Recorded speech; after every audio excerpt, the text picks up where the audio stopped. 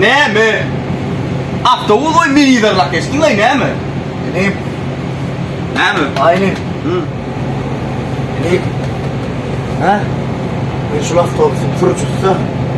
Kaneşler gelip düşey çağınsı gibi. Ha? Ben halimler fenayla atlıyorum. Ne? Oğlum. Barcığım çağın çıkman harfine bak. Bak. Firma, ne vermeliyim? Rahatın gerek ya, ben sana vereyim. Yöne bar uyumu var. Çağıla produktu da vereyim. Bar uyumu var. Alı dedi yanırlar. Barcığım. Doğru. Kilo adım var.